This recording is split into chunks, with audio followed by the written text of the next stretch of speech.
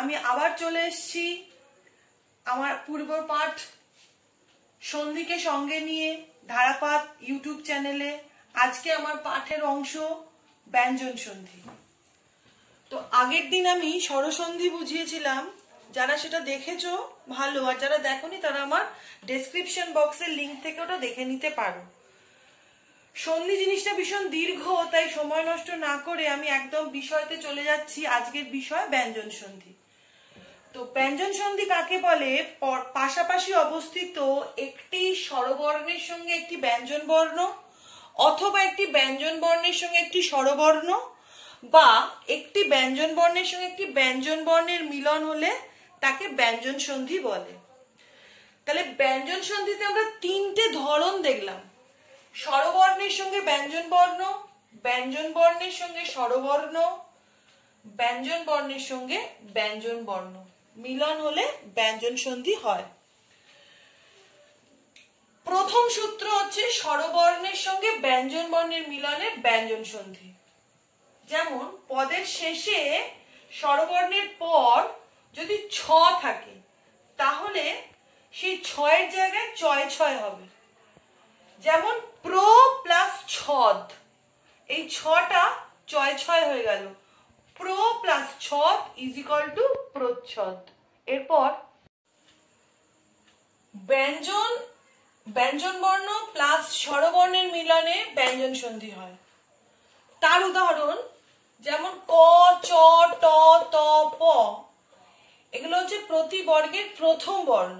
এগুলোর পর যদি স্বরবর্ণ হয়, তাহলে ওইগুলোর স্থানে অর্থাৎ ক, চ, ট, ত, প এই বর্ণের জায়গায় বর্গের তৃতীয় বর্ণ অর্থাৎ গ, বর্গের জ, ড, দ, ব হবে। যেমন দিক প্লাস অন্ত, দিগন্ত।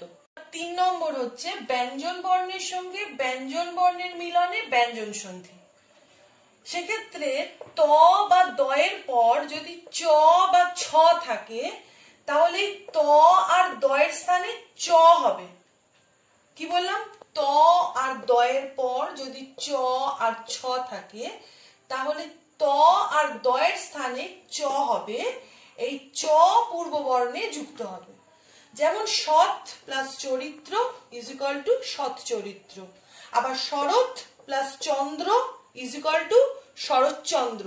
উচ্চারণটা কিন্তু আমরা শরৎচন্দ্রই বলি, কিন্তু ব্যঞ্জন মানে ব্যঞ্জন সন্ধিগত দিক থেকে ওটা শরৎচন্দ্র হয়।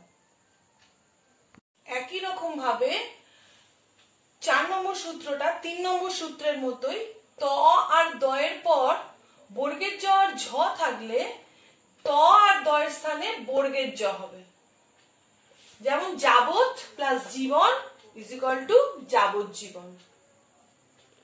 5 নম্বর সূত্র হচ্ছে বর্গের তৃতীয় আর চতুর্থ বর্ণ, মানে হচ্ছে গ, ঘ, সেরাম চ, ছ, বর্গের জ, ঝ।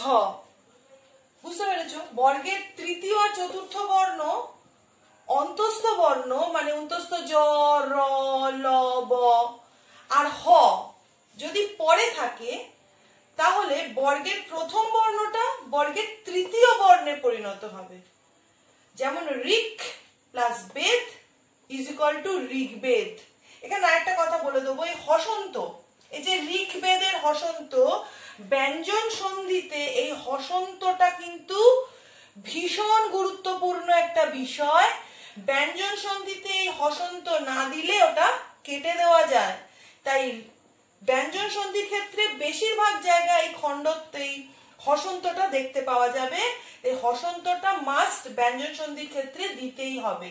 তাহলে এটা আরেকবার বলে নি, বর্গের তৃতীয় আর চতুর্থ বর্ণ অন্তস্থ বর্ণ আর হ যদি পরে থাকে, তাহলে বর্গের প্রথম বর্ণটা বর্গের তৃতীয় বর্ণে পরিণত হবে। যেমন ঋক প্লাস বেদ, এই কটা ছিল প্রথম বর্ণ, এখানে এটা হয়ে গেল ঋগ্বেদ, এই গটা হলো বর্গের তৃতীয় বর্ণ। 6 নম্বর সূত্র বর্গের পঞ্চম বর্ণ, মানে উ, ই, দন্তের ন, মধ্যের ন, ম, এগুলো পরে থাকলে আগের বর্গের প্রথম বর্ণটা তৃতীয় বা পঞ্চম বর্ণে পরিণত হবে। তাহলে আগের বর্গের প্রথম বর্ণ ধরো ক, চ, এগুলো তৃতীয় আর আর পঞ্চম বর্ণে মানে গ আর উ এতে পরিণত হবে। যেমন জগৎ plus Nath is equal two Jagannath. জগৎ তটা হলো প্রথম বর্ণ বর্গের, সেটা ৯ হয়ে গেল, নটা হলো পঞ্চম বর্ণ। তাহলে বর্গের পঞ্চম বর্ণ পরে থাকলে আগের বর্গের প্রথম বর্ণ তৃতীয় আর পঞ্চম বর্ণে পরিণত হবে। ৭ নম্বর হচ্ছে বর্গের প্রথম দ্বিতীয় আর দন্তের স যদি পরে থাকে তাহলে বর্গের তৃতীয় চতুর্থ বর্ণের জায়গায় বর্গের প্রথম বর্ণ হবে। যেমন তদ প্লাস পর, তদ এই হসন্ত, তদ, তৎ প্লাস পর ইজ ইকুয়াল টু তৎপর। দটা হলো বর্গের কোন বর্ণ? দ হলো তৃতীয় বর্ণ, তারপরে পর হয়েছে, এটা হয়ে গেল। এই দটা পাল্টে গিয়ে হলো ত। তটা কোন বর্ণ? খণ্ডত্ব, খণ্ডত্ব মানে ত। তটা হলো বর্গের প্রথম বর্ণ। কি বলেছিলাম?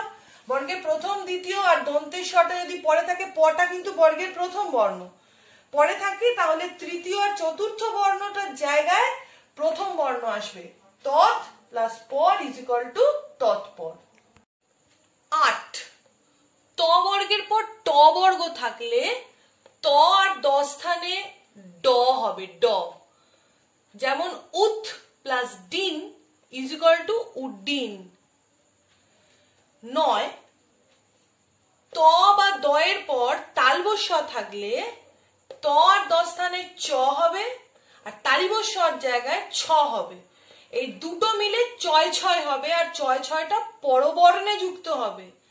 যেমন উৎ প্লাস শ্বাস ইজ ইকুয়াল টু উচ্ছ্বাস, উচ্ছ্বাস। ১০ চ বর্গের পর মানে চ ছ বর্গের জ ঝ ইয়, চ বর্গের পর যদি দন্ত ন থাকে তাহলে দন্ত নটা ইয় হয়ে যাবে আর ইয়টা পরবর্ণে যুক্ত হবে। যেমন যাচ প্লাস না ইজ ইকুয়াল টু যাচ্চা। ১১ পেট কাটা মূর্ধন্যস্বর পর যদি ত বা থ থাকে তাহলে ত স্থানে ট হবে আর থ স্থানে ঠ হবে। যেমন দৃশ প্লাস তি ইজ ইকুয়াল টু দৃষ্টি, শস প্লাস থ ইজ ইকুয়াল টু ষষ্ঠ। ১২ ত আর দ এর পর যদি হ থাকে তাহলে ত স্থানে দ হবে আর হ স্থানে ধ হবে। এই দুয়ে মিলে দয় ধয় হবে। যেমন উৎ plus her is equal two উদ্ধার, পথ প্লাস হতি ইজ ইকুয়াল টু পদ্ধতি। ১৩ পদের মধ্যে যদি হ ধ ভ থাকে আর তারপর যদি ত থাকে তাহলে হ আর ততে গয় ধয় হবে, ধ আর ততে দয় ধয় হবে, ভ আর ততে বয় ধয় হবে। যেমন দুহ প্লাস ত ইজ ইকুয়াল টু দুগ্ধ, লভ প্লাস ত ইজ ইকুয়াল টু লব্ধ। ১৪ ম প্লাস ক থেকে ম পর্যন্ত স্পর্শ বর্ণ যদি পরে থাকে তাহলে কি বললাম? ম এর পর যদি ক থেকে ম পর্যন্ত স্পর্শ বর্ণ থাকে তাহলে ঊনস্বর হবে বা বর্গের পঞ্চম বর্ণ হবে। যেমন সম প্লাস কীর্ণ ইজ ইকুয়াল টু সংকীর্ণ, সম প্লাস খা ইজ ইকুয়াল টু সংখ্যা।